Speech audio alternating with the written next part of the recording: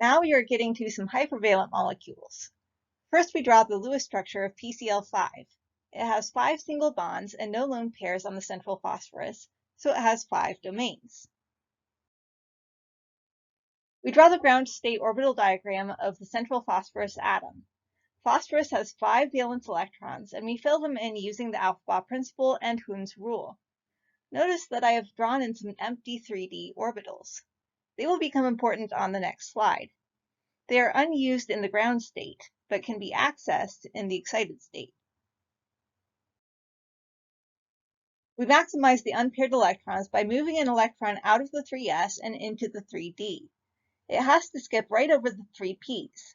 If it went into a 3p orbital, it would still be paired, which wouldn't accomplish anything. The next empty orbital it can access is a 3d orbital. We're going to create our hybrid orbitals using our magic number and then fill them in with electrons. Our magic number is 5 because of our number of domains. So we combine 5 atomic orbitals to make 5 hybrid orbitals. We combine an s, 3 p's, and a d together to make sp3d hybrid orbitals. These orbitals all have the same energy as each other. They end up each with 1 electron, so they can make the 5 single bonds to the chlorines. The sp3d orbitals also end up with a large lobe and a small lobe. They are pointing in the directions appropriate for a trigonal bipyramidal electron domain geometry. Let's look at an example that has sp3d2 hybridization. We draw the Lewis structure of SF6, following our 5 steps of drawing Lewis structures. Sulfur has 6 single bonds around it, giving it 6 domains. We draw the ground state orbital diagram of the central sulfur atom. Sulfur has 6 valence electrons because it's in group 6a. Again, we are ignoring the core electrons. We still follow our typical rules, filling in the electrons. Again, I have drawn in the empty 3d orbitals, which we will end up using on the next slide. In order to make 6 bonds, the sulfur needs 6 unpaired electrons. We are going to have to move 2 electrons this time. 1 electron goes out of the 3s into the 3d, and the other goes out of the 3p into the 3d. We are going to use our magic number of domains to combine atomic orbitals to make hybrid orbitals. Then we fill them in with electrons. Our magic number is 6, since SF6 has 6 domains. We combine 6 atomic orbitals to make 6 hybrid orbitals. We are combining an s, 3 p's, and 2 d's to make sp3d2 hybrid orbitals. They all have the same energy as each other.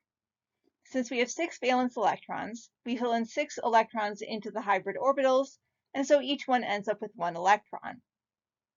Each hybrid orbital can make 1 bond with one of the fluorines. The sp3d2 hybrid orbitals each have a large lobe and a small lobe.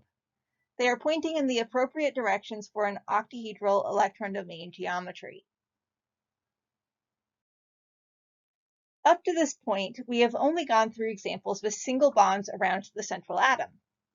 What if there are lone pairs? Let's look at the ammonia molecule.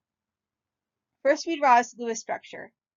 We count its electron domains. It has 3 single bonds and 1 lone pair, so that is 4 domains. 4 is going to be our magic number. We draw the ground state diagram of the central nitrogen atom.